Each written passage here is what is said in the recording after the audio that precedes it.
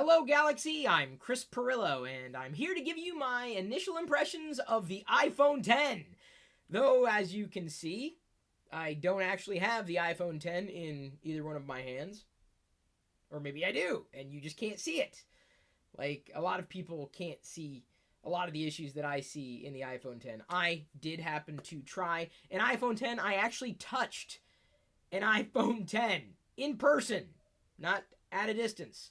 And a lot of my concerns were realized. Some of my concerns were somewhat allayed. So I am here to tell you my initial experience with an iPhone 10. It happened to be in store.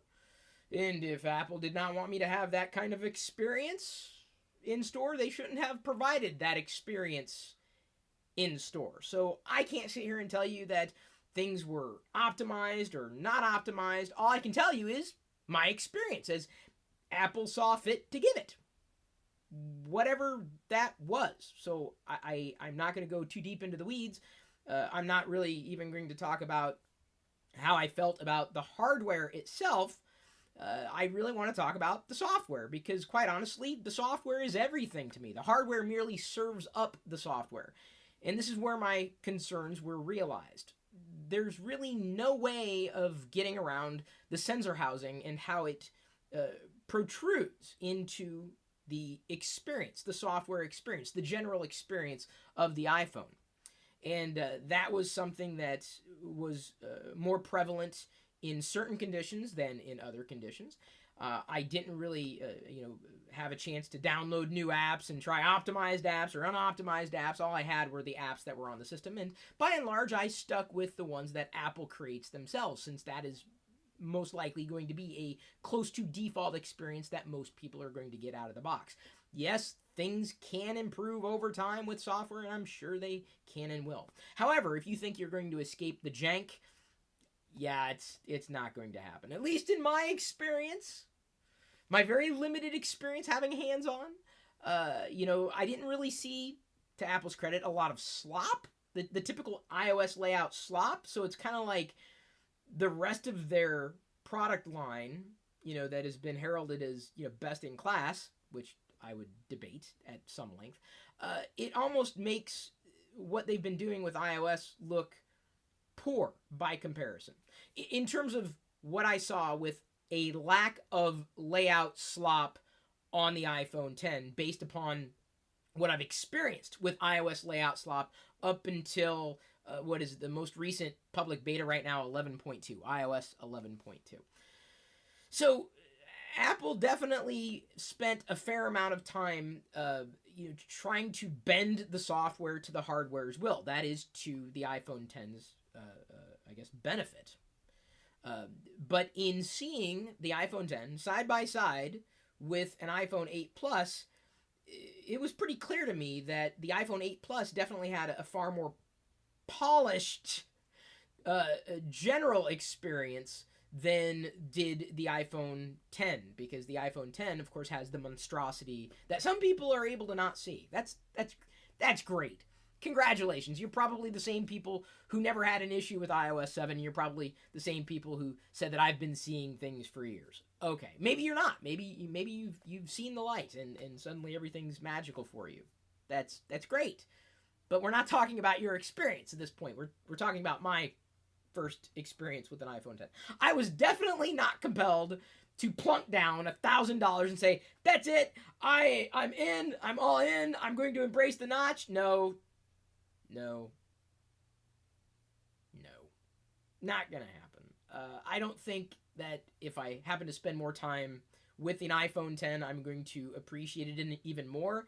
That's kind of Stockholm Syndrome-y. What I saw was enough to tell me that Apple is going a different direction with things. This is what I've felt for some time. They just don't have their eye on the ball as far as a general software ethos is concerned. So what I mean by that is saying that they're effectively embracing this type of layout. It did not exhibit the same amount of iOS slop outright that I had seen with, and I'm talking about layout slop with iOS, or previous versions or current iterations of iOS on, say, an iPhone 8 Plus. But they seem to definitely tweak things differently on the iPhone 10 by comparison. Which isn't to say they got rid of jank, because they didn't. I definitely saw a fair amount of jank, and I know people are saying, but Chris, that's not real world experience. I'm like, I saw it. I was in the real world. It was an experience. If Apple did not want me to have it, they shouldn't have provided it. Shrug emoji. What do you want me to tell you? I'm not here to make excuses for any company. Nor am I here to tell you that, any company is perfect, because believe you me, I've got a problem with just about every single company out there that's providing these flagship experiences. So this is about the iPhone 10. I found it impossible to ignore at times when I was within an app, just looking at the app outright and not interacting with it. It was kind of immersed in the experience, say like the Apple Music app. I was like, okay, well, the screen looks nice. And then I looked at the iPhone 8 Plus and I'm like, but that screen looks nice too. To my eyes, they look the same. I'm not an ideophile. What is the visual equivalent of audiophile? I don't know. I may be a francophile though. The iPhone 8 Plus though, by comparison, the screen looked not necessarily better, but the same. And I know there are different screen technologies. I liked when I looked at the iPhone 10 screen that it seemed to be clean. In terms of apart from the nasty thing at the top of the screen, depending on how you hold it, as long as you ignore that, yeah, it was fine. But you can't ignore something that's there. You can't. You can get used to it, I suppose. You can decide to get used to it. Knock yourself out, man. I'm not here to dissuade you. I'm not here to pee in your Cheerios, man. It was fine if you weren't interacting with it. Then the moment you start scrolling, then it really starts to get weird, especially at the top, because it's kind of like, well, there's that thing, and you gotta kind of, it doesn't really work around it, but it just kind of it goes up and then through it, and you can see more on the sides than you can see in the middle, because the sides go up further than, and it's weird, like and I'm not even talking with scrolling outright as a bugaboo, because they've got safe areas right at the top and the bottom, but it's like, why are we using that space up there? Why are we wasting pixels up there? Why are we wasting pixels at the bottom? Why?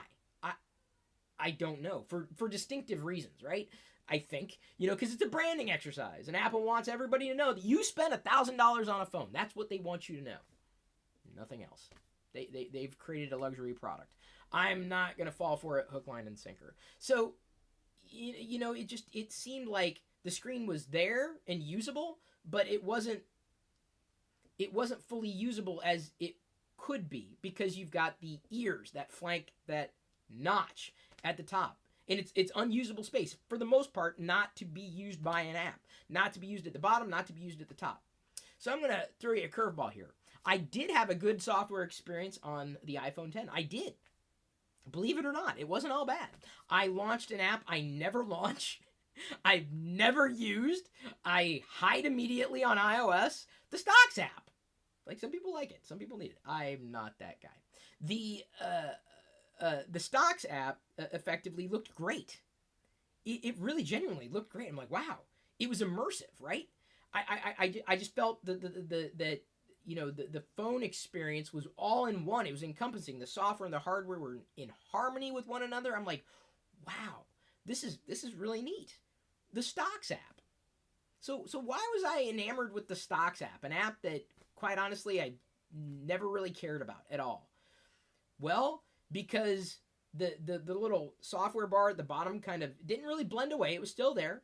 Like, it turns white, that little bar that tells you, indicates that, you swipe as a gesture to eliminate that app or throw it into the background and go back to the home screen. It's there, but it's not jumping out.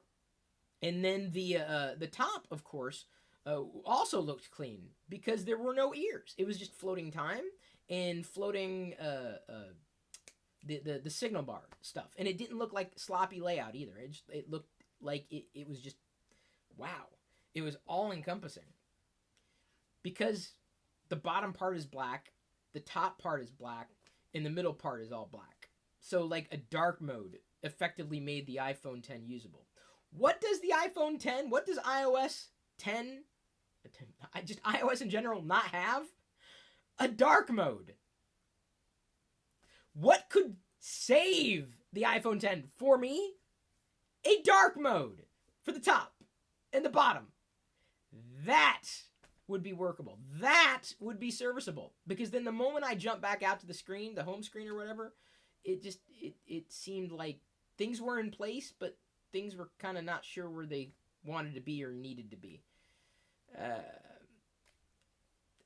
It's an iOS experience on a new device. You know, no home button.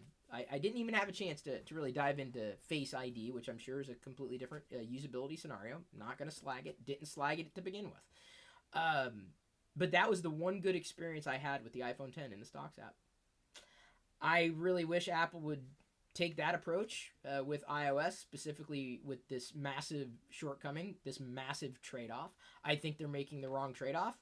That does not mean that people are going to buy fewer iPhones. I'm sure people who have purchased them, you possibly, are very happy with your decision. As well you should be. I can tell you, I'm extremely happy with my decision not to get one. Up until they release some kind of dark mode, which they're probably not going to do, that fully mitigates the notch as well as that bottom area. Because up until then, all I see are wasted pixels, wasted opportunities. On a screen that, you know, is all, or on a phone that is all screen. What do they say? What's their marketing term that they're getting everybody to buy into, except for, you know, a few of us? That it's all screen all the time, whatever. I'm paraphrasing, right? I don't have this tattooed anywhere on my body, nor do I want it to be tattooed anywhere on my body. Yeah, it was an experience that I think, having not seen it beforehand, not having, you know, made the predictions that I made about it, even in person, or long before I could see an iPhone 10 in person, I should say, I would still be inclined in seeing the two side by side to use the iPhone 8 Plus or a traditional screen, because it just seemed like it's a far cleaner experience without that intrusion there at the top of the screen, or even the side of the screen, depending on how you're holding it, right? Because you can zoom in, you can crop it. But remember that thing about you hate bezels, or bezels are bad? Well, the moment you like tap to zoom or zoom out to see a full video, then you want to talk about bezels. You got chunky monkeys all around that video. Chunk. So you can mitigate the notch. Like, someone tweeted me today, and I think he was being, you know, legit. He's like, oh, you know, check it out. The screen looks good. It doesn't look so bad to me. But there was that stupid thing jutting into the video, and I'm like, I cannot help but laugh that anybody thinks that was a good idea at Apple. You may think it's a good idea. I don't think it's good to encourage that kind of behavior and this kind of thing from an industry that, quite honestly, should be doing better for you, whether or not you want it to do better for you. People will buy just about anything if they believe that just about anything is going to work well for them. I am definitely still not on the iPhone 10 bandwagon. My initial impressions are just that. I probably won't have a chance to go any further than that with an iPhone 10, as I don't have one, no plans to get one, no budget for one. I know plenty of people who have one, but I've had my initial impressions. I'm good to go. Thank you for asking me to take a look at one up close and in person. I have done that for you. It was a mixed bag, but by and large, what I've said absolutely still sticks. I hope Apple can do better in the future. I think that they've got some good technologies, that are being pushed out, unfortunately, with this massive, as I've said, shortcoming, a trade-off, and maybe they'll actually hire someone who actually knows what they're doing with design at some point in the future. Right now, they're kind of phoning it in. Thank you, everybody, for tuning in. Later today, I'm going to be doing my live TLDR broadcast in the other YouTube channel, youtube.com/LockerGnome. You can join me there. I assume you're following me throughout social. Thank you for that. You may even be able to support me on patreon.com/Chris Pirillo or subs.twitch.tv/Chris Pirillo. And when you do, then you can join the Discord chat that's open 24/7 for you. And by the way, there are a lot of very happy iPhone 10 users in Discord chat. I'm not taking away from anybody or anything. Like, that's, hey, okay. They're not seeing the things that I see. Okay, these are my eyes. Like, I don't live in Minority Report. I don't have to pluck out my eyes and then use somebody else's eyeballs. Thank God. I just see things that a lot of people don't. I can't unsee things. I've got that problem. So, congratulations, everybody, if you wanted it. And also, congratulations if you've passed this one up. You all deserve to be congratulated for finding the thing that you wanted. I hope you are happy, or as happy as you can be with the decision, when, quite honestly, in today's array of choices, it's nothing but junk.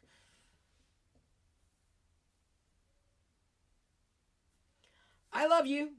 I appreciate you. But at this point, I'm going to leave you to your own devices. May the Force be with you.